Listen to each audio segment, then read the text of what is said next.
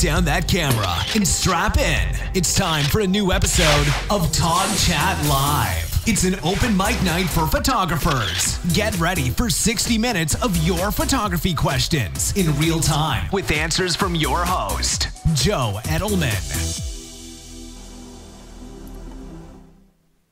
Hey gang, good Monday evening. How is everybody doing this evening? Thank you all for turning out. I'm Joe Edelman. I'm your host for the night. Welcome to another live episode of TogChat. So we've already got quite a few people hanging out in here. Troy is here. Troy is here on time tonight. So that is a momentous thing. Juan, Hines, Kevin, Jean-Edward is here. Benjamin, I know Sven is here. Susan Menace, Steve Trotter, Adnan, Stephen, Doreen Roberts here. Carl's here. Hey, seriously, gang, as always, thank you very much for spending an evening with me and talking about photography. Let's get some business out of the way. Talk a little bit about PhotoPlus in the meantime. By all means, start loading questions into that chat window. I will do my best to answer all of them.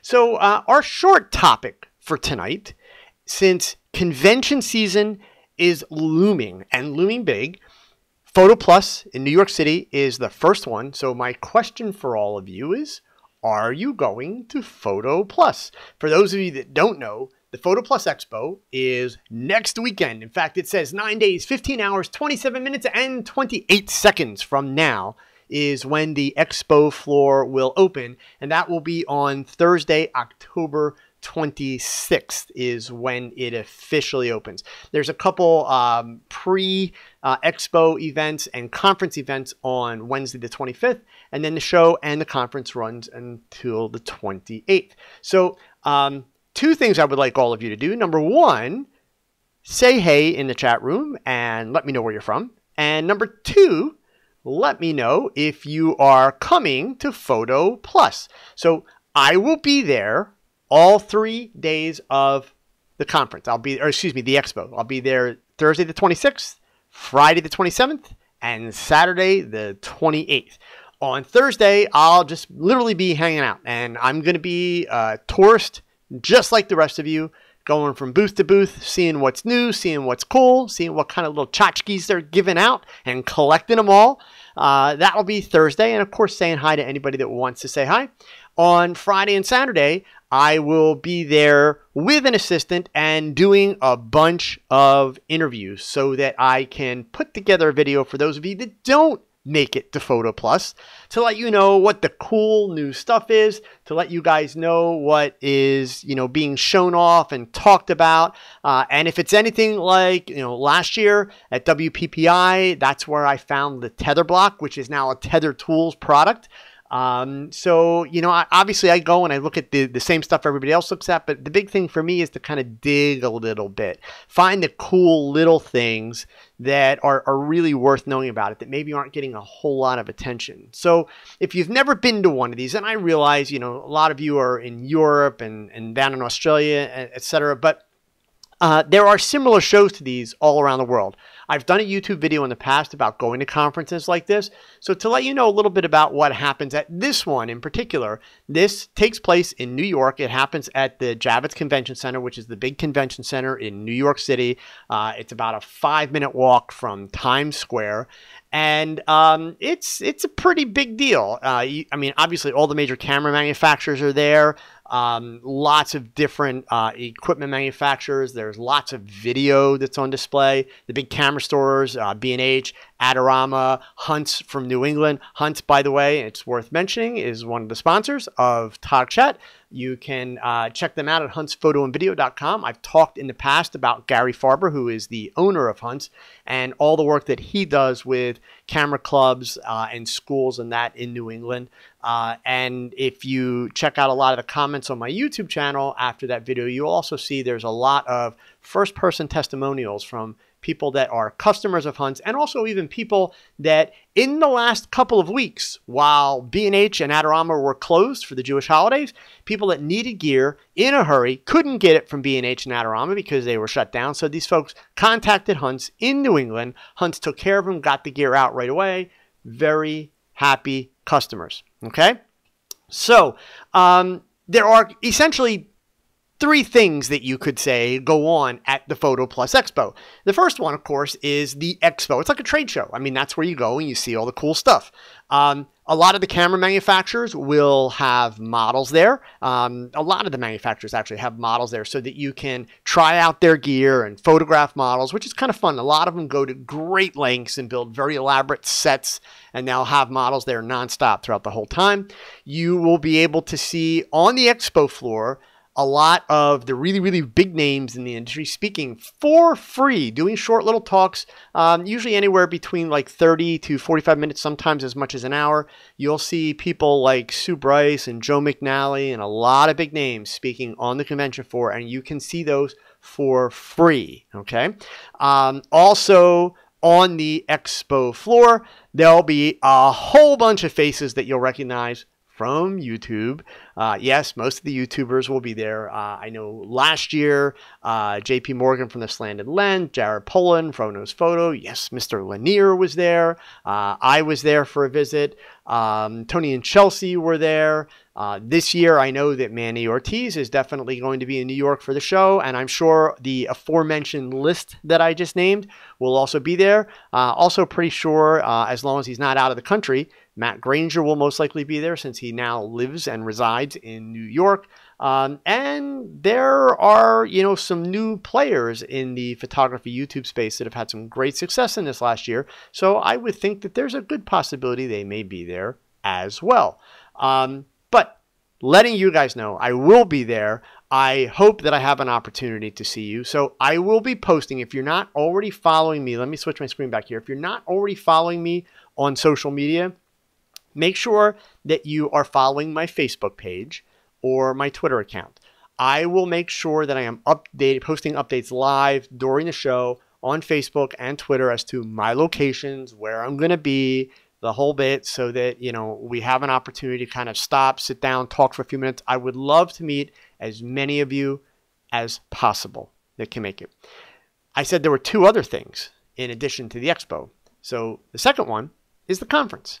The conference is an amazing learning opportunity. Many of the big names that I mentioned and lots of others will be there teaching classes, doing workshops. There are photo walks that you can sign up for. The expo you can get into for free. So here's the little tip, gang. If you're thinking about going, if you go to the PhotoPlus Expo website that I showed you, so it's photoplusexpo.com. Let me go ahead and paste that in here, okay? Kenneth Preston, since Tony and Chelsea are there, you're going to fly east. There you go, man. Come on. I'll buy you a drink when you get here, okay? So I am pretty sure that you have to pay if you go through the PhotoPlus Expo website. But don't pay for the expo, gang. Check out, when you get to this website, check out the list of exhibitors. Okay, so you click on this tab up here, okay, and let's see, let me find out where the list is. Somewhere in here. Here it is, exhibitor list. It's under the show tab, okay?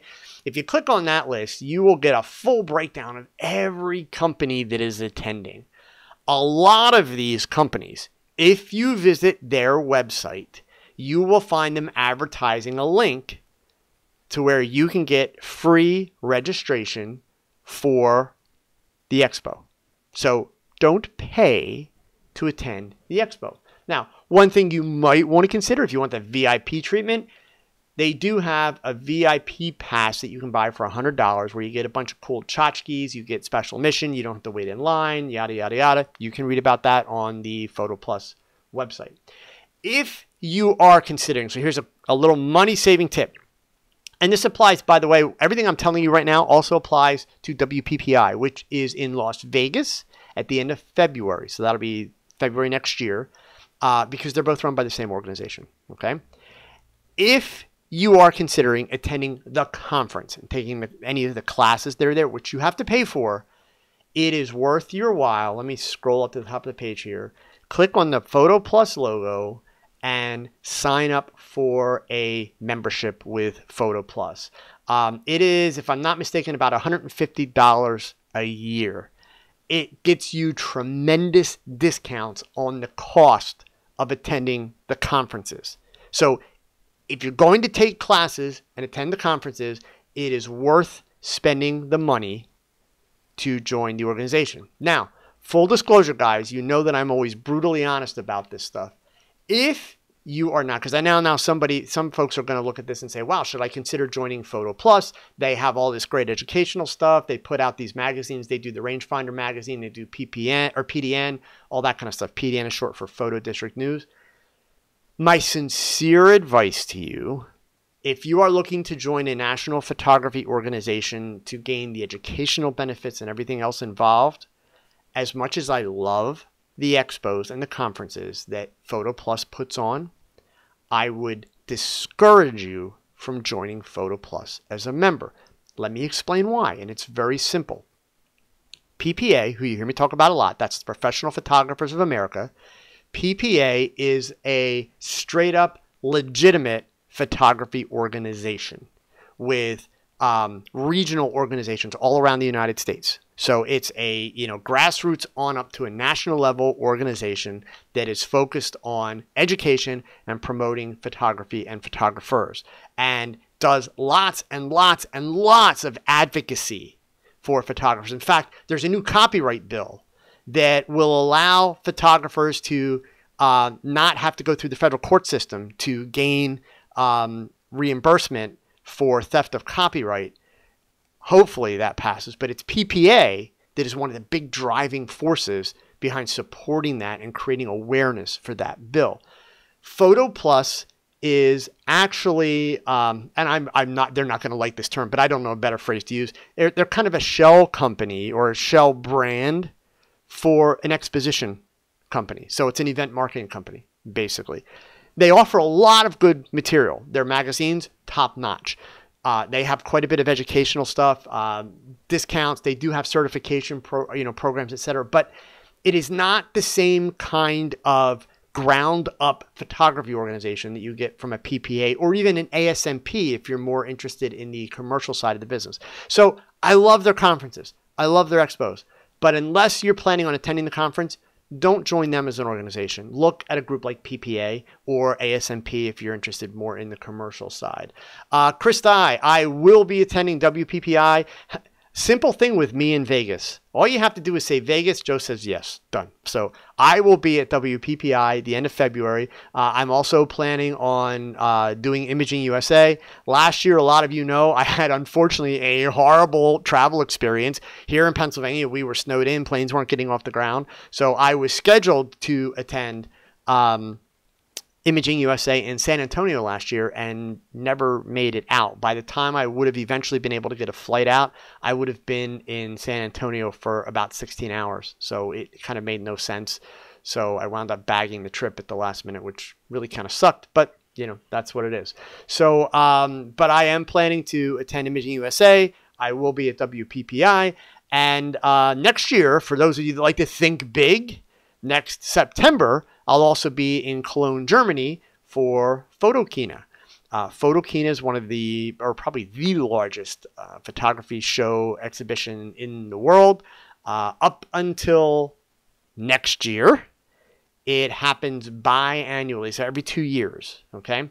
After 2018, Photokina is going to go to an annual show, so it will take place every year. So that may change the landscape a little bit in terms of just how much of a bang is Photokina. But indeed, Photokina is a show where pretty much every major manufacturer makes it a point to have some big release for.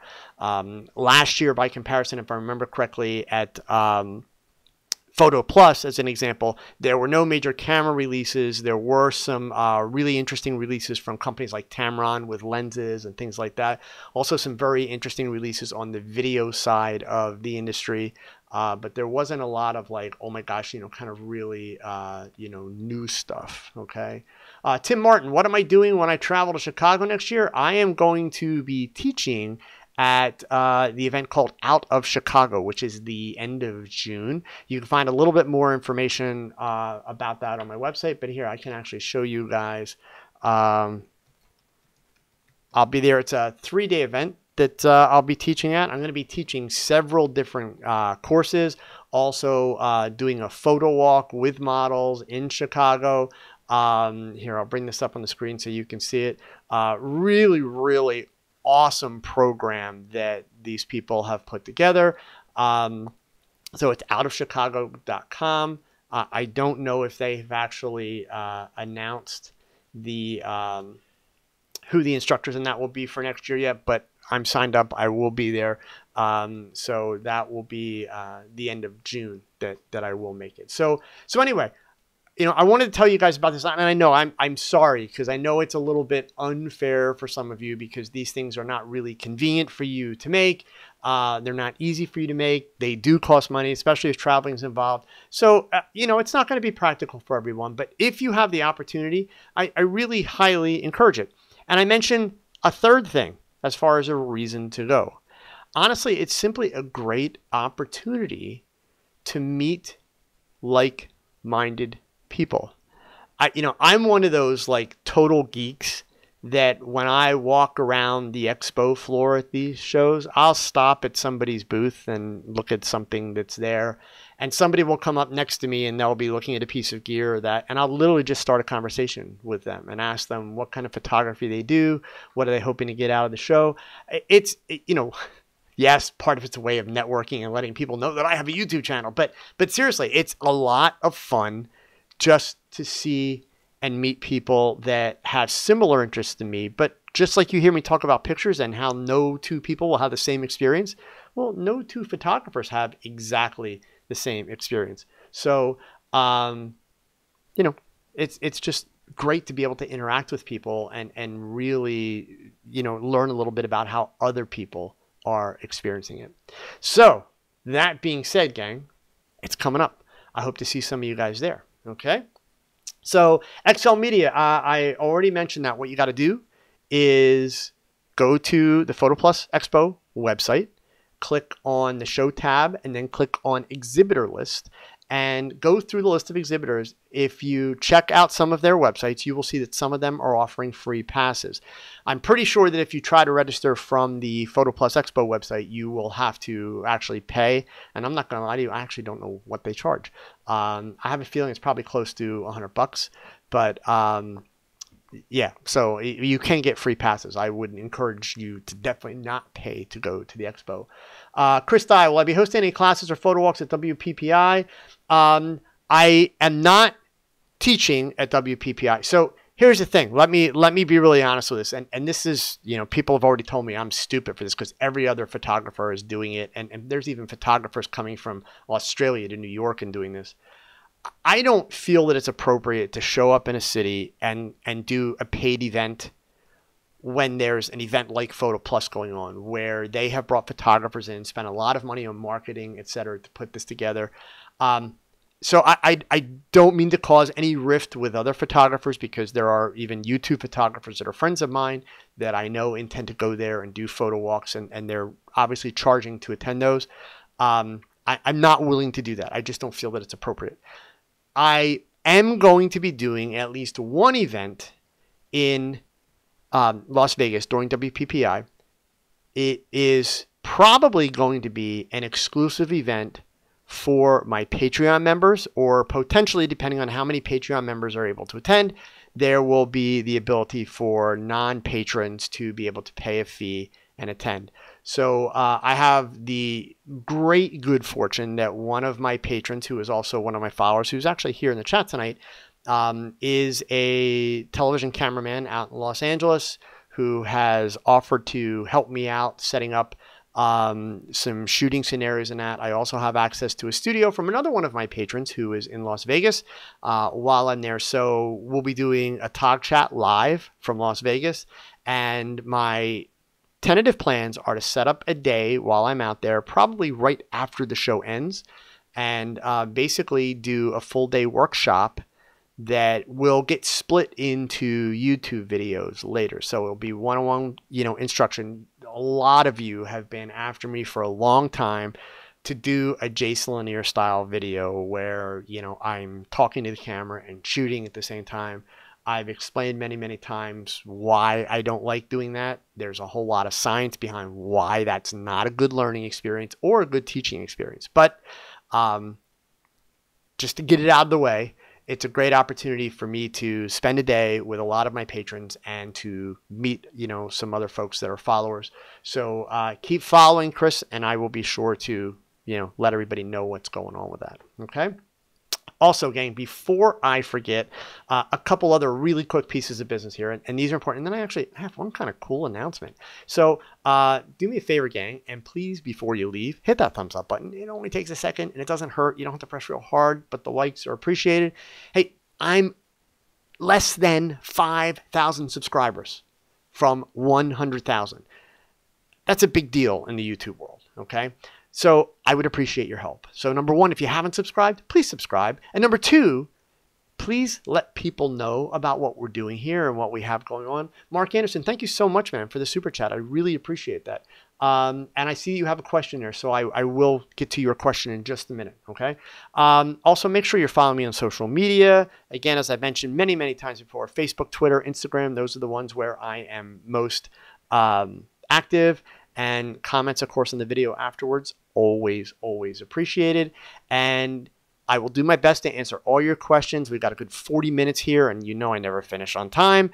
But if you have a question that you absolutely need an answer to, make sure you hit that $sign down the bottom left-hand corner. Anything from $1 on up will get your question answered, even if I have to stay late, okay?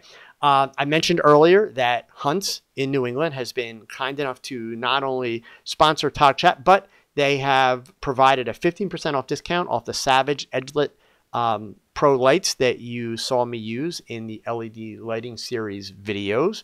And by the way, new video this week, okay? So let's see, me go this way. There we go. So this is number 5. This is the wrap-up video on the LED lighting series. So we started with number 1 in the series. Then we had number 2, which was the specular lights. Then the 3rd in the series was the Savage LED Edgelit Pros. Then we had the Smith Victor series, which was the cool LEDs, the 20, the 50, the 100, and the 19-inch bicolor light. And then we finished in this video by using all of them and strobe. So basically, I did some hybrid lighting. I shot with a combination of LED lights and a combination of strobes all in the same shot. So please make sure you check that out if you haven't seen that yet. And one last little thing I wanted to let you guys know about, and this is, I guess this is kind of cool for me, but I hope you understand that my incentive for doing these things is to be able to do a lot more for you. So you folks have seen me use Tether Tools gear quite a bit in the past. You have heard me talk about the Tether block, which if you're not aware of it, you can see that little tiny notice up here on the top of their website. Tether block is now sold and distributed by Tether Tools. It's part of the Tether Tools brand. And I've used Tether Tools gear for a lot of years. I've been outspoken about the stuff that I love about Tether Tools, and I've been outspoken about the stuff that I don't like about Tether Tools. And honestly, the only thing I was never a fan of was their jerk stopper. But ironically, while I don't use it for the camera because I have tether block, I use the jerk stopper on my computer all the time. So what I wanted to tell you about, though, is I am honored, and I mean extremely honored, to now be a part of the Tether Tools Pro Team. So if you click on that little link up on the top of their page and you scroll down the page, you will see some very familiar names, some incredibly talented names in the photography industry. And then you get to 2 Joes. One of the 2 Joes kind of doesn't belong there. And I don't mean this guy, he belongs there, okay? But I have been added to Tether Tools' team of ambassadors, which is incredibly honoring, especially to be included with this group of people. So why does it matter? So just to be clear, full disclosure, always, do you get paid to do this? No, you don't. It's honestly, it's an honor. Most importantly, here's what it does for me to be able to do for you. It gives me access. And I've talked about this with PhotoPlus and with Savage. It gives me access to manufacturers. It gives me access to the designers, to the salespeople, to the people that make things happen in the photography industry, to be able to share more with you folks. That's the key. Okay. And so, yes, it's a tremendous honor. And I'm not going to lie, it gives me some exposure, which helps my channel grow, etc. Okay. But definitely something I'm very excited about. So over the next few months, you're going to see me doing some videos using a little bit more Tether Tools gear, talking about Tether Tools. After I did that first set of videos about tethering with the tether block and also the software, I've still had a lot of questions since then about how to tether, when to tether, the software, etc. So yes, it is something that you will see me do more of and get more involved with for you. Okay. Elad, so is that why I made a new portrait photo? It looks better than the old one. No, actually, the reason I made the new portrait photo, honestly, it was the glasses. That's truly why I made the new portrait photo. I actually loved the old glasses and the old portrait photo, but time for change. So Troy Hall, I have never smoked in my entire life, man. My parents were heavy smokers. I despise cigarette smoking, have never touched it. So anyway, that's that. So let's get on with some questions here. So Mark Anderson, sorry, Mark, did a super chat. He's got a question. I want to make sure I get to that. And I've got a couple that came in early, and some of you guys have already been throwing a lot of great questions in here. So I'm going to get to as many of these as I can. So Mark has asked, how would I recommend finding models to build a portfolio? A mannequin can only go so far and would be odd to bring out in public. Okay. True story, Mark. I've actually had my mannequin out in public places, and you're right. It's odd. It's definitely kind of humorous to watch people's responses, but it's odd. So honestly, there's a couple ways that you can find models. So if you would have asked me this question, Mark, let's say 2 to 3 years ago, I would have told you if it's for the purpose of building your portfolio, meaning you're not in a position where you're hiring models for client work, okay? In other words, it's not your money. But if you're doing it for yourself, I would have told you about websites like modelmayhem.com and onemodelplace.com. 15 years ago, One Model Place was the king of the hill. Model Mayhem came along later. One Model Place is pretty much a non-starter at this point. If you're in Europe, I know especially like in the UK, there's a website called Purpleport, which is very, very popular. These are essentially, and people get really angry oftentimes when I say this, but it is what it is. These are essentially amateur modeling communities, meaning there's a lot of models that are modeling for fun, which is nothing wrong with that, to be clear, but there's a lot of models modeling for fun in this amateur realm. Really, the only girls that are making money, or guys for that matter, they're making money, are the ones that are willing to pose naked. Okay, everybody else is shooting for fun and collaborating with like-minded creative people. Flip side, same goes for the photographers. The photographers in these websites are not making money. They are oftentimes amateurs, serious hobbyists, people that are trying to build portfolios. So that's one of the first places you start. But you notice I started out and I said, if you'd asked me that 2 to 3 years ago, the game's changing a little bit with that. And what I mean is 2 of the best places to find models today are on social media, Facebook and Instagram. I frequently, if I'm looking for somebody different, or if I'm traveling and I need a model for a workshop or some mentoring that I'm doing, I will frequently go to Instagram. And if I'm traveling, like I'll search by hashtags, and I'll do the name of the town or the city that I'm going to be in and then a hashtag model also, and up will come every girl in that town who thinks she's a model. And I don't need, especially if I'm teaching, I don't need some professional model that's extremely experienced, et cetera, et cetera. I need people that don't have a lot of experience or actually have bad experience, so that I can teach the photographers, what they need to be doing. So, so honestly, the best way to find them at this point, probably social media or a website like Model Mayhem. How do you find them? Or I should say, how do you get them the model? You simply ask, especially on social media. Do understand though that if you're going to contact a girl on social media, think ahead a little bit, guys. Especially in today's world, especially even with all the news headlines that are happening, now. Don't be the guy that sends the direct message or leaves a comment on the wall. It's like, hey, you're really pretty. You want to take pictures? Or even worse yet, like, hey, baby, you're hot. Want to shoot? Don't be that guy ever. Send a direct message to the person with lots of information. Include a link to your website. If you don't have a website, at a minimum to your Facebook page, and make sure that the security settings are such that they can see who you are, what you're doing. Make sure that you send in that message, that first message, lots of detail about what you want to do, why you want to do it, where the pictures are going to go, all that stuff. Don't just leave it up in the air. Because don't think that that pretty girl that's got the hashtag model that you want to photograph hasn't been approached by some, probably multiple number of perverts already. And that's exactly what they do. So put yourself in their shoes and provide them lots and lots and lots of information. Super, super important. But that's where I would start. Hey, I also realized, gang, I forgot one little piece of information for you here really quick. And I need your help with this. Like, really, I need your help because I know of all the people watching here, I know that we can do this.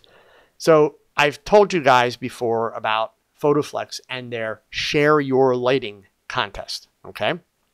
So for the last 5 weeks running, I have had members of my Facebook group win this contest. I'm not a judge. There's no inside connection. The people at PhotoPlus have no idea that the people they're picking are from my Facebook group. Now, I don't mind if they're from my Facebook group or if they're people that follow me here on YouTube and watch my TogChats.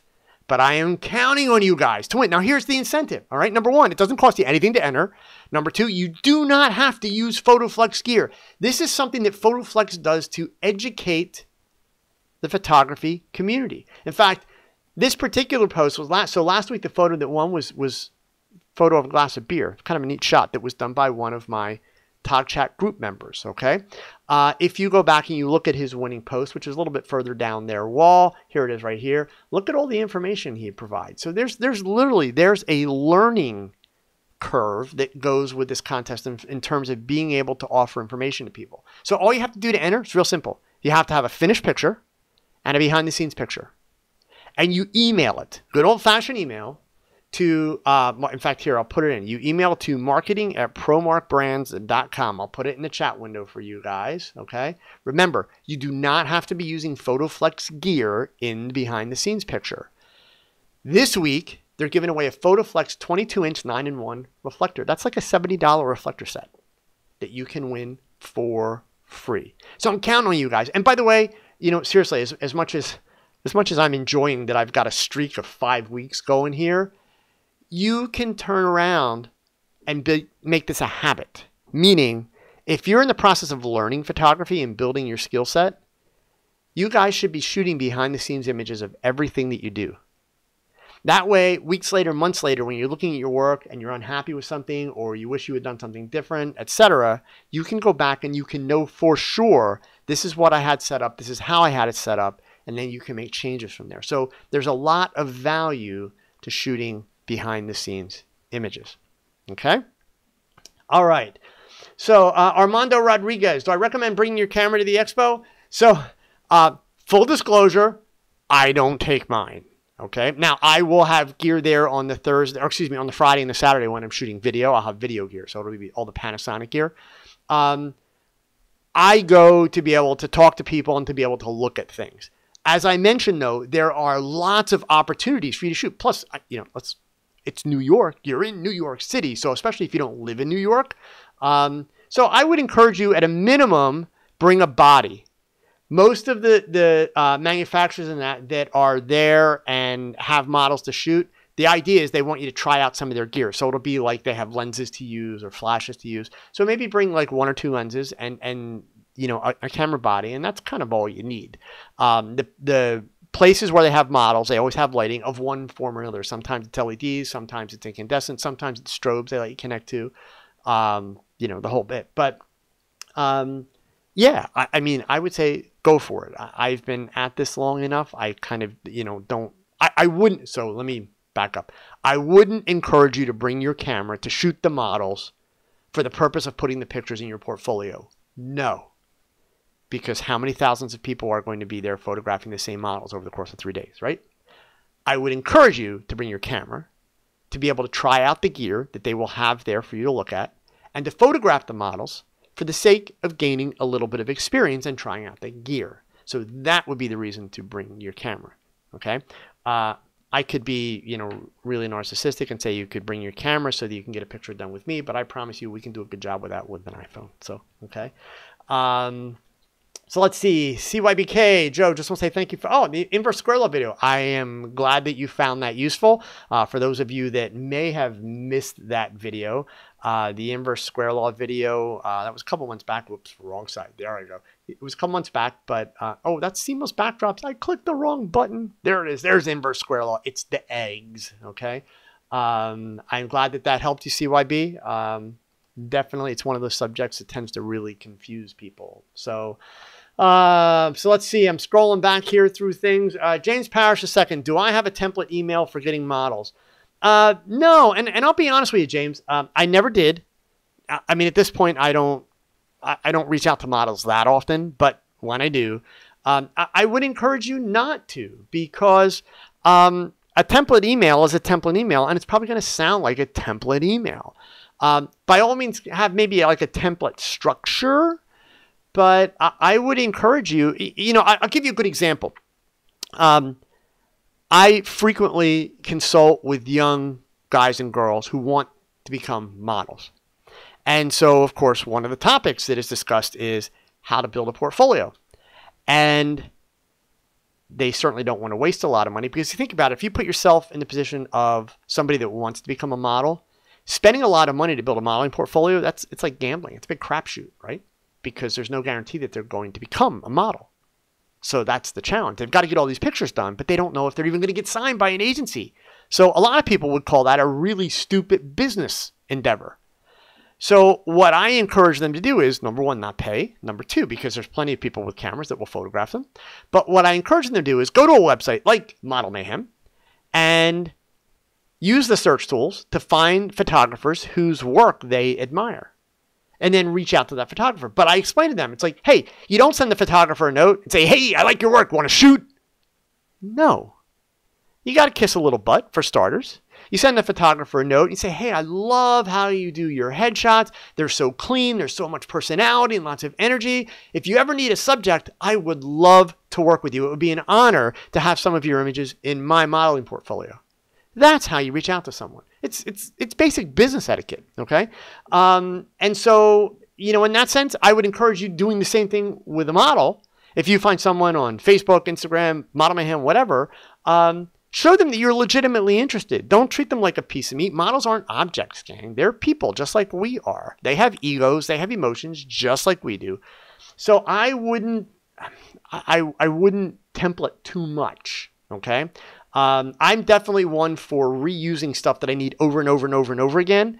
So I have kind of like, and it's in here, it's not written down, but essentially, as I explained, I'm going to introduce myself. I'm going to make sure people have the opportunity to figure out exactly who I am, find out how to learn about me. I'm going to explain what it is I want to do, why I want to do it, what I'm going to do with them, and what it would involve.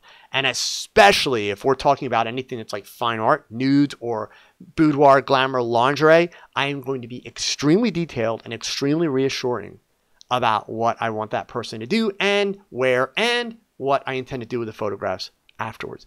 That's simply being a gentleman, period. So very, very important. Okay. James, I hope that helps. Ian, I hope that helps you too. Elad6K, music in the studio while shooting or not? Kind of, but not really. Let me explain. If you've got a model in front of your camera and she's like beep-bopping to the music, you know, while you're setting your lights up and you get things ready, just like grooving out, and you pick up your camera, you're ready to do your test shots, and it's like, you're going to have really shitty pictures. Excuse my French, but you just are. Why? Because she's more into the music than she's into what you're doing. And trust me, 99% of the time, don't think that you're going to have a great shoot if you're trying to photograph the girl grooving out to the music. It's not going to work. So, do I play music? Yes, as background noise. I make sure that it's there because I like just the energy from upbeat music. So number one, I'm very careful about picking stuff that's very fast, very upbeat. It's got a lot of beats per minute. So it keeps an energy level, but I keep it at a noise level where it's completely background. In other words, it's not something that the model is going to be cognizant of. And I stay aware of that. If I'm doing my first or second shoot, And, you know, I noticed the model's like grooving out to a particular song, and maybe a little bit of movement as long as she settles down when I pick up the camera. That's fine. But if I catch her like singing the words, she's really into it, that's it. I will very casually, once I give the model direction, I'll walk over and I'll turn the volume down a little bit more just to get it out of her immediate attention. I need that model's full attention on collaborating with me on the picture that we are trying to put together. And the music is not going to make that picture. It does get in the way. As humans and adults especially, we like to think that we're good at multitasking. The science proves that we suck at multitasking. So, you know, it's like, don't kid yourself. The more things that you give a person to pay attention to, they will try to pay attention to them, which means that their attention is being split amongst many things. I want their attention on the shot that I'm creating. So, got to be really careful with the music. So, let's see here. E and B, I'd love to see an advanced video on the subject of, but depth of field first. Depth of field will be later this fall. Straight up, it's going to be a video that I'll do towards the end of the year, when it's getting cold here in Pennsylvania, because I don't shoot outside in the cold. Done, not happening. So, and depth of field, kind of like the inverse square law, gang. It's a video that it's going to take me a couple weeks to actually put it together once I start working on it, because it's not something that you just gloss over. That's the problem. So many photographers just gloss over depth of field and they think that, ooh, bokeh, depth of field. No, not even close. Okay. So it's coming. It'll be worth the wait. I promise you, it'll be worth the wait. Javier, I see your question here, and I will get to your question. I copied it actually before we started, so don't worry. I'm going to do your question before I wrap up. Steve Wilkin, egg video is a great video. Thank you. In fact, just today, I was teaching a bunch of college kids about the egg in a creativity class. Not a class that I'm teaching, but I was a guest speaker in the class, and we were talking about the egg today. So it comes up frequently. So scrolling back here, there's the music question. Hey man, you're still smoking there. Thank you. Let's see. You see Tether Tools has the new portfolio. I'm not sure what you mean by portfolio, James. The case air system from Tether Tool actually looks really cool. I'm going to play with that while I'm in New York. You know, end of the day, I haven't changed anything. I feel I've said in the past that I don't think that wireless tethering is completely ready for prime time yet. And the reason for that is that, especially shooting people like I do, Wi-Fi technology is just not fast enough to keep up with the large file sizes. But for somebody that's doing potentially product work, even like landscape work or that type of stuff, wireless holds tremendous potential at this point, tremendous, and so much easier. And what I like about that case system is super easy to set up. It's not, everything I've read about it, everything I've seen so far, it's not real finicky. So I do intend to play with it while I'm in New York and can get my hands on it and actually give it a go. So let's see here, scrolling back. Robert, thank you. I appreciate you as well, all of you guys. So Raymond Glidwell, the Bedford's Photo Expo, gang. Yeah, I'm actually working on maybe making an appearance there next year. So fingers crossed. We'll see. So let's see. Benjamin Sutton. While it's fresh in my head, I took the watermark advice and ran with it. And I'll tell you what, I find myself feeling better about folks focusing on the work in front of it. Awesome, Benjamin. Thank you. Believe me, I ticked a lot of people off with that video, gang. I'm not going to lie. I mean, it's one of those things. People like what they like, and people will only accept so much science. And I get that. That's fine. But at the end of the day, focus on your work. I mean, that's why I poke at the idea of geartographers and techtographers and zombie-tographers. It's like, just focus on your work. If you focus on your work, you're going to get better. You're going to get a lot better. Don't worry about the next guy. Don't worry about what's trendy. Don't worry about what the latest piece of gear is. Yeah, keep an eye on these things, but a casual eye. Focus on your work and you will improve. That's the best way to go about it. So let's see. Elad, an entire video about events. What about winter photography? Winter's coming. Elad, you might have noticed that I'm pretty much a studio guy and I do a little bit of stuff outside. So I wouldn't count on too many winter videos. You maybe get like one out of me, but yeah, probably not too much. So let's see.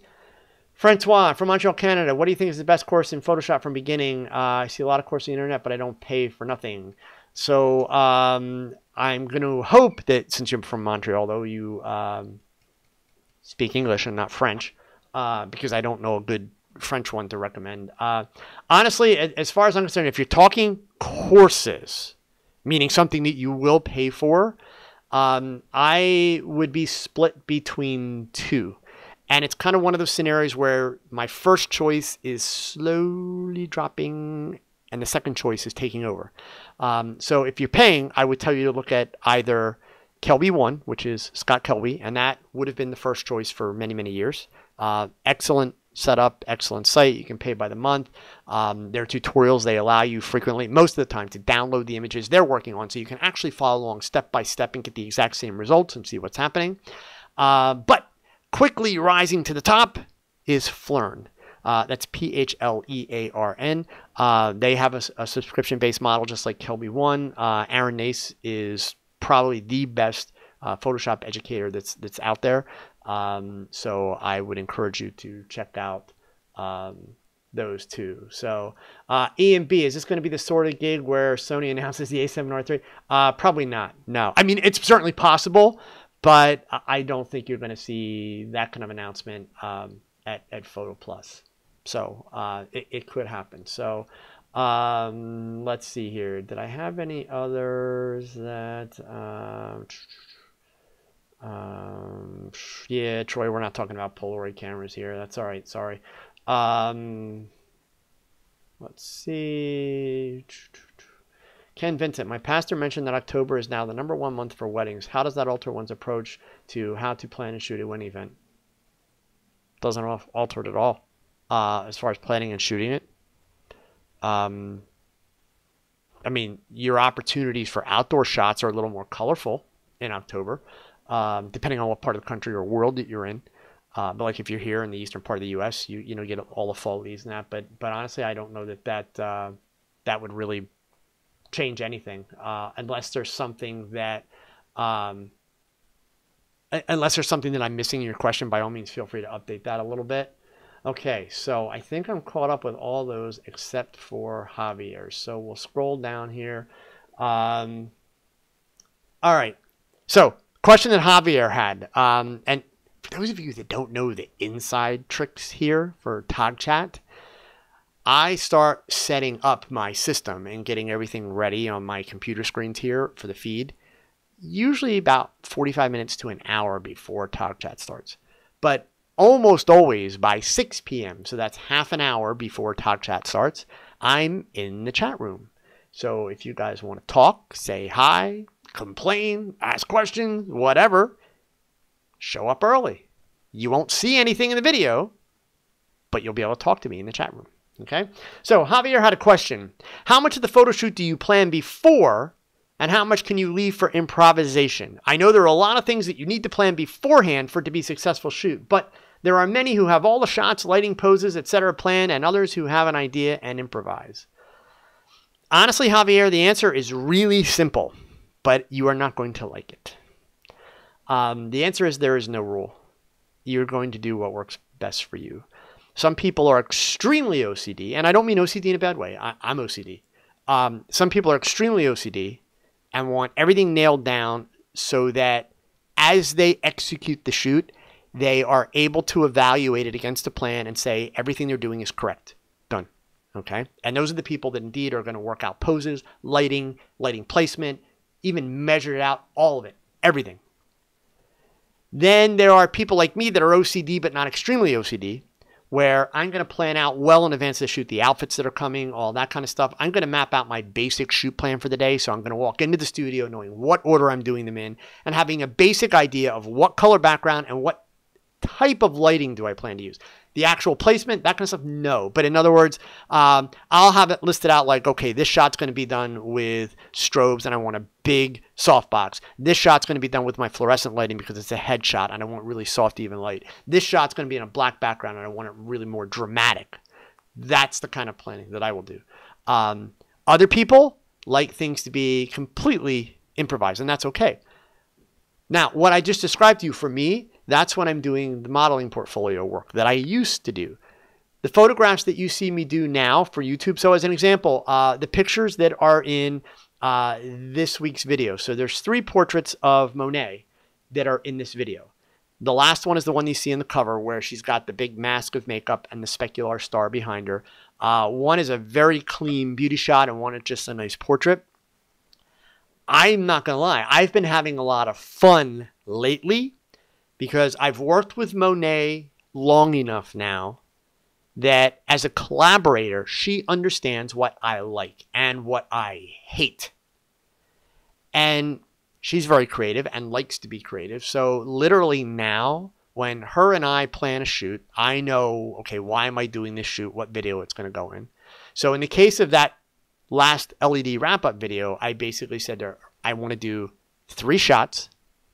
One of them, I want something really crazy and dramatic. And that's all I told her. So I had no idea what she was going to show up with at all. And then what we do, she showed up. And just to be clear, that's not an invitation for her to bring me 12 outfits and then we figure it out. No, you guys have heard me trash that concept many, many times because that's just a waste of time. When she showed up for this shoot, she had 3 outfits. So the original plan she had was the beauty shot that I have first of her. If you go watch the video, she's got basically these suede kind of strings hanging around her neck and 2 straps. Those accessories were originally planned to go over a purple top and be worn with the mask makeup. When I saw it, I was like, oh, no. I want to do those accessories just by themselves, bare shoulders. So that became shot 1. And then shot 2 was a nice pretty headshot with the jacket, which originally had a top underneath it, but I didn't like the neckline the way it lined up in the shot. So we just did a tube top. So it's just the bare shoulder underneath the jacket. And then the last one for the makeup, I wasn't a big fan of the purple top she had. I loved the color scheme, but it was kind of almost like it was a dress, but it was like a tank top on the dress.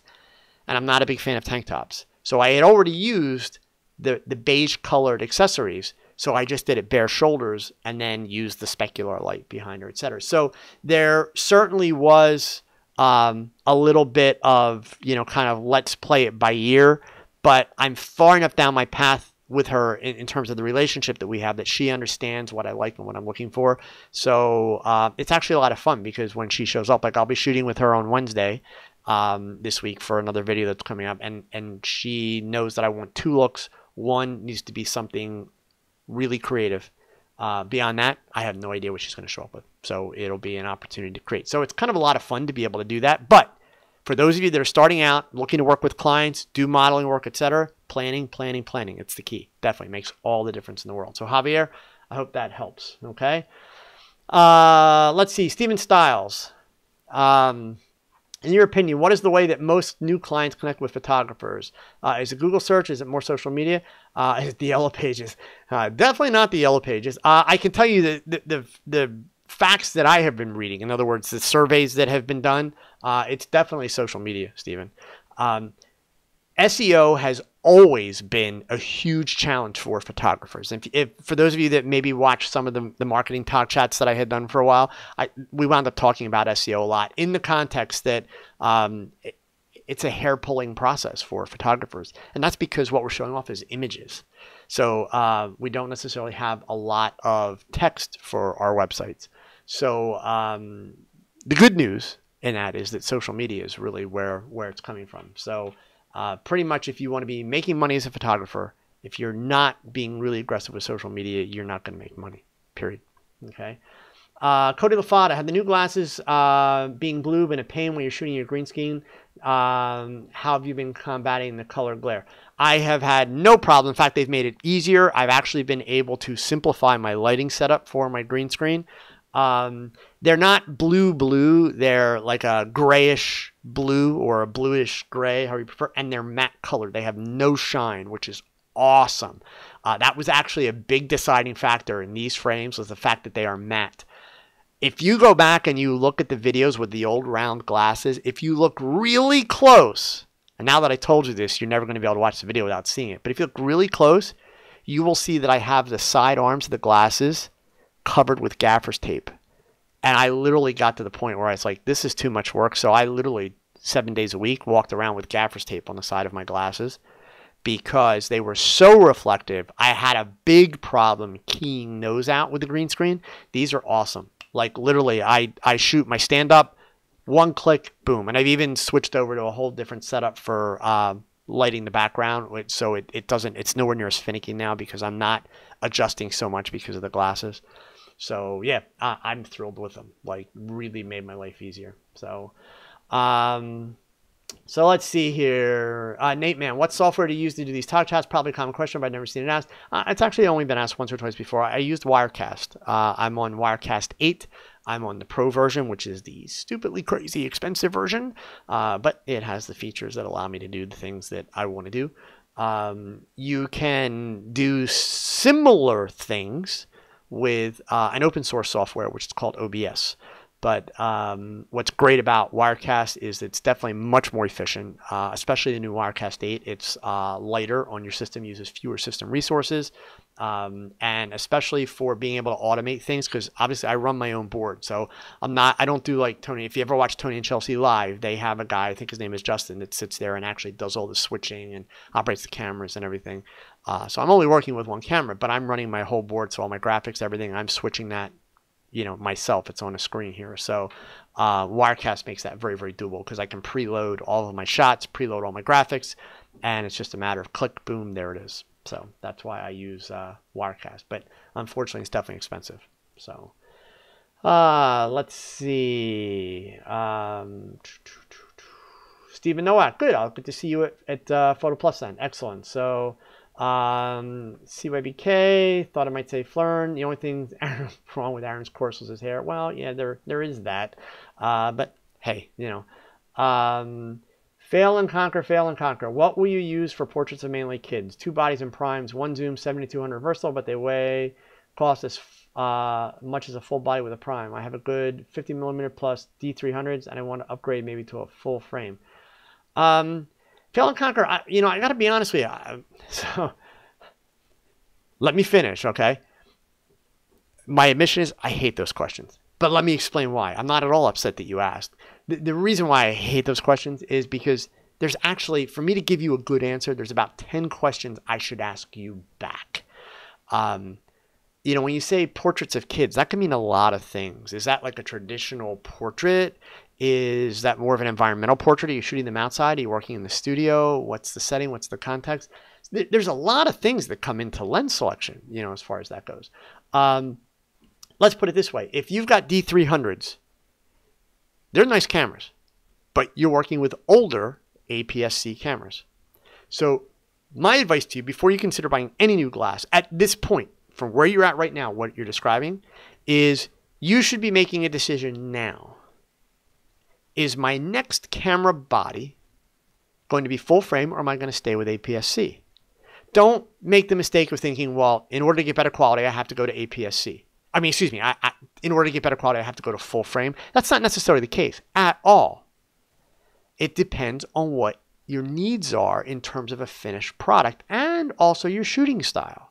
So that being said, the real answer, you've got the answer. It's what's your next camera? And that you may be buying that camera body 2 years from now. You may be of the philosophy that, hey, if my D300s last that long, I'm going to wait 2 more years before I upgrade. That's cool. But if you're looking at buying a lens now, my sincere advice is figure out what your next camera body is going to be, at least in terms of format. And then make sure you're buying a lens, because if you're thinking about upgrading to a full frame in the next year to 2 years, you don't want to be purchasing a DX lens at this point. So you want to make sure that you have the ability to, to make that jump. Okay. Let's see. Steve Wilking. I was at a wedding ceremony recently and watched the photographer rely on his gear. I took better photos than he did because I focused on the technical skills. Cool. Sorry for the bride and groom, but good for you. Let's see. Benjamin Sutton, depth of field, bokeh. Love it. I do a lot of landscape. I wrote something just yesterday. Used depth of field to create some layering within the image and actual depth to it. Can I share? You mean as far as sharing a link, Benjamin? It won't let you share a link in the chat room. Okay, thank you. But yeah, if it was a people person, I would tell you, or a people picture, I would tell you to post it in my group. Yeah,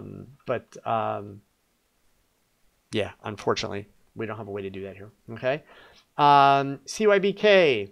I have a little space to work with when working with product photography. I end up having to shoot at f/22, but it can still be too bright with a softbox far away. Any other tips that might help? Back your strobes up. I mean, unfortunately, CYBK, you're not really giving me a whole lot of information to work with here. You know, when you say a little space, does that mean like it's 4 feet wide and the lights are 6 inches from your subject? Or, you know, and I don't know what lights you have. So with a little bit of information you've given me, the only answer I have for you is find a way to back the lights up or diffuse them more or use neutral density filters. But with a little bit more detail, I could probably give you something that's a little bit more substantial. Okay. Winston Charles, sorry, I must admit I've stolen a lot of your ideas. Thanks so much. Well, thank you for admitting it, but I'm honored. I mean, they're just ideas. I hope, Winston, that you put your own stamp on them and made them your own. Okay, that's the key. All right. So let's see, back down to the end here. Stephen, oh gosh, I'm missing these super chats. Stephen, thank you so much for the super chat. You're very welcome for answering the question. Ken, I really, really appreciate the super chat. Thank you so much. So let's see, Ishmael, do I have any experience in food or products? I do, actually a lot of experience. The question is, what do you charge or how do you charge? Thank you for all your tutors. So can't help you there. Here's what you need to do. My experience with food was very high-end experience. Shot 4x5 sheet film. I've talked about it a lot. I show images of the food stuff that I did so you can get a sense of the fact that I'm talking high-end food photography. I show a couple of the images in the video that I did called Don't Be Afraid to Suck. Okay. It's a video from early last year, but I would encourage you definitely, you know, check it out. But in terms of the pricing, the worst question you can ask somebody is, what do you charge? Okay. Or even how to charge. It's not about how to charge. How do you charge somebody? You ask them. You say, this is what it's going to cost. That's how you charge. Literally. And I know that's not what you mean. I know, but let's just be clear. I talk about these two resources all the time. For portrait and wedding people, predominantly, PPA. Become a member. They have outstanding pricing utilities and pricing education so that you learn to actually run a business and make money. Don't focus on the price. Focus on the cost and what you need to earn to be able to pay your bills. That's how you structure pricing. Everybody wants to know, what should I charge? Like, do I charge by the hour? Do I charge by the day? And how much? That's the worst question you can ask. For food, if you're going to do strictly commercial type work, Ishmael, I would encourage you to become a member of ASMP. That's the American Society of Media Photographers. So it's asmp.org. Another outstanding conversation like, outstanding organization like PPA. They also have outstanding educational and pricing guidelines where they're not just telling you, set your price at this to photograph this. You can't do that. Anywhere you read that for a food photograph, let's just say, I'm going to pick a number out of the air here. Let's just say that you read, oh, you should charge $150 an hour to take a food picture.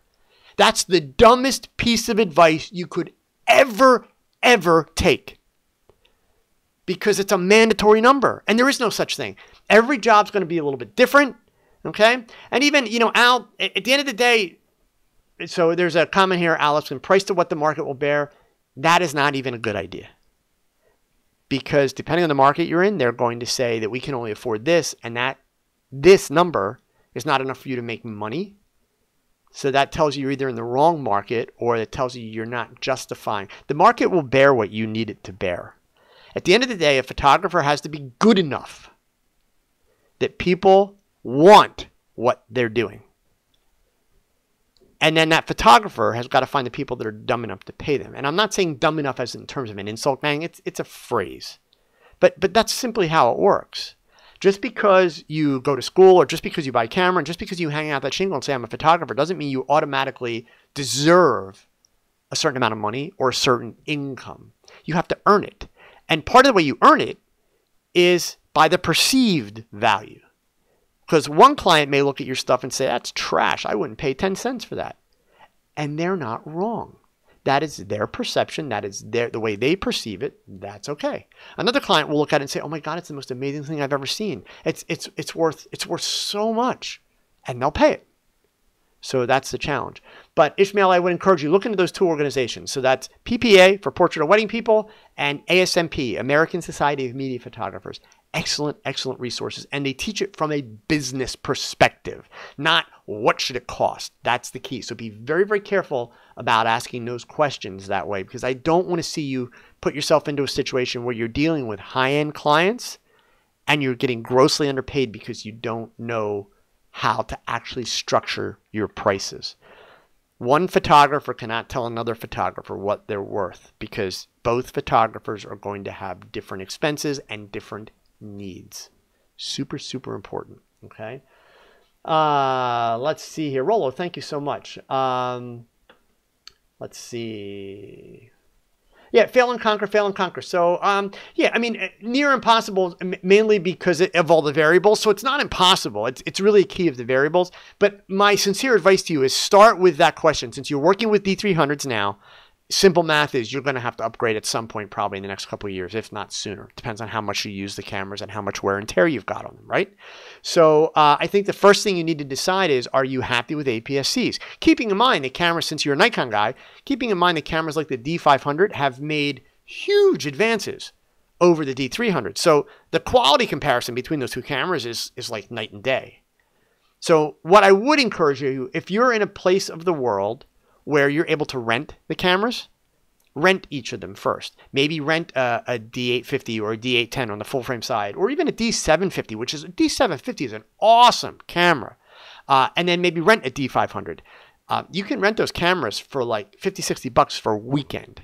Try them out, and that way you're going to know firsthand. But figure that out first before you go buy lenses. Given how old your current bodies are, make sure you know where you're headed with your formatting, and that's going to make it a lot easier to help you make lens decisions in that sense. Okay?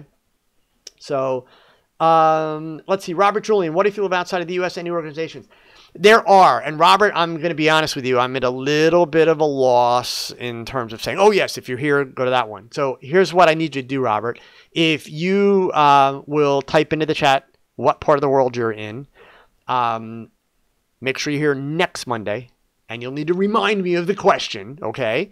But I'll have an answer for you of what organizations you can look into. I have some resources that I can look that information up and get some fairly good guidance on you know, where you should look into and what organizations you should look into, okay? Let's see here. So, Jean, I want to do large format photography. Oh, thank you, Irene.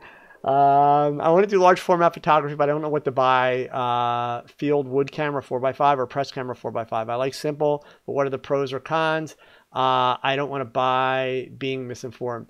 So you're asking a guy that uses digital cameras, which large format film camera should I use? I know, I use large format.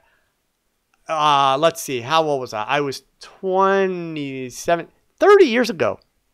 True story. That's when I shot large format and shot a lot of it. I haven't touched it since then. You know, bottom line is, I don't even know what's on the market at this point for 4x5 cameras. I'm not even going to try to be an expert there. I will tell you this. The way you've asked your question, you've given incomplete information. I'm being really tough on people asking questions tonight about the way they're asking. But gang, seriously, this is part of the photography education.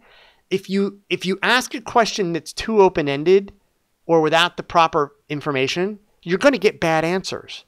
So understand that the difference between a field camera and a press camera is dramatic in terms of the way they're designed and set up. But what you didn't tell me is, what kind of large format photography do you want to do? Are you going to go out and shoot landscapes like Ansel Adams? Or are you going to do architectural photography? Or are you going to do product work, etc.? I don't even know, do they still make press cameras in the 4x5? To be honest with you, I'd be rather surprised if they do, but I have no idea. So really the answer is like where, you know, what kind of 4x5 work you're going to do. And then instead of worrying a whole lot about the camera, which don't get me wrong, that's a concern, but I would make sure that you really understand the lenses and how they equate, because obviously it's a lot different than purchasing lenses for a 35 millimeter, etc. Okay. But I am kind of the mentality at this point in my career that film, it's a 4-letter word. My mama taught me not to use 4-letter words. Okay. But seriously, I wish you luck with it and have a lot of fun with it. I mean, if you've got the patience and you enjoy the process, obviously, working with 4x5 film is just incredible. It's really, really a cool thing. For me, I won't lie. I never really had the patience. I've told this story before. I tell it in the video, the Don't Be Afraid to Suck video. The true story was I had a client call me and asked me if I had any experience with 4x5. I said yes, having no experience. And they booked me for a job 48 hours later. And it was a job for a national advertising campaign. So the very next day, I got on a bus to New York City, went to Olden Camera, which this was back before the days of B&H. So Olden was like the place you went to in New York City. They were a couple blocks from Times Square. And I bought a 4x5 camera, lenses, a Polaroid back, tripod, the whole bit. And I went back and walked into a studio the next day, and for the very first time when a national ad campaign used a 4x5 camera, had never touched one before. I don't encouraging people to do things like that, but I was young and dumb, and fortunately I was kind of fearless in the process. It worked out really well. I nailed the job, kept the client for several years before they were sold to another company, and that company was located elsewhere in the country, and that's when I lost that client. But it was fun, but it was a lot of work working with a 4x5. So Benjamin Sutton, thank you so much, man. I really appreciate the super chat. I'm glad that I could help out there. So Linoff is still making the Techniques. Okay, cool. So press cameras and that are still around. That's awesome. It's good to know. Ken Poe, Smoky Santa Rosa, man, I'm glad that you are doing okay. That's like crazy out there. For a really, really, really, really brief time in my life, I'm talking like 6 months, I lived in Rohnert Park, Ken, so not that far from you. So I drove through Santa Rosa a lot while I was there, and I've been seeing it on the news. I can't even imagine. So I'm glad that you guys are staying safe, and hopefully the weather's going to start to turn in your favor a little bit there. So let's see, Benjamin, I hope this is a bit different than a cost question, but how do you go ahead and say, hey, I'm open for business? All with the understanding that you're ready, you have your ducks in a row, etc. Social media, man. Just start beating the pavement. Now, before you do that, though, Benjamin, really important. Let me switch my screen over here. Where's my YouTube channel? So what you do want to do is go to the YouTube channel. If you're reaching a point where you think you want to do that. Once you get there, click on the little magnifying glass up the top of the page and type in first social media. Okay. There's a 4-part video series that I did called Social Media for Photographers. That's the first 2 parts, part 1 and part 2. And then there's also domain names and website hosting, or you can hit this playlist called Marketing for Photographers. That has all of them. It also has my marketing TogChats. Social media is where you're going to start, Benjamin. But promise me, before you do that, watch part 1. All of it. You may get started in the video and you're going to realize, oh, this is not really about how to do it. This is kind of about philosophy. I promise you, that's the most important video you're going to watch, and it will teach you the most. And the reason it's going to teach you the most, it's actually going to prove to you that using social media, it's not rocket science. It's actually really, really simple.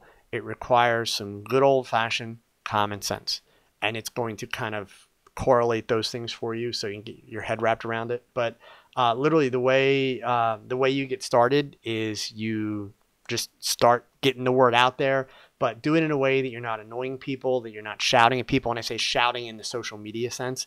You've got to give people, essentially a reason to care about you. That's kind of the idea. Okay. All right, are we actually all caught up? So I can actually finish before 90 minutes tonight? All right, gang. So perfect. You know what? This is a perfect time because we're pretty much caught up here. So gang, I want to thank you, all of you, for joining me tonight, as always. Please make sure that you check out last week's videos, the last in the LED series. We're going to move on this week. I've got a DIY project coming up for you this weekend. Everybody loved the DIY project. So I've got a DIY lighting mod for speed lights that I think you'll have a lot of fun with. It's kind of cool. Creates some really, really neat light. Obviously, be back next week for TogChat. Remember, thumbs up, greatly appreciated. Please subscribe if you haven't done that already. And please share the word. Let people know about what we're doing. I'm less than 5,000 from that magic 100,000 number, and I'm really hoping to get to that in the month of November. So I would appreciate your help, as I always do. So please don't forget about the folks at Hunts. I mentioned them. They've been great for sponsoring us, providing the discounts.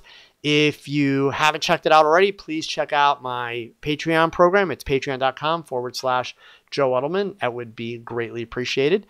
And as always, gang, please remember these words. Thanks for watching another live episode of TogChat. Now go pick up that camera and shoot something, because your best shot, it's your next shot. So keep learning, keep thinking, and keep shooting. Adios.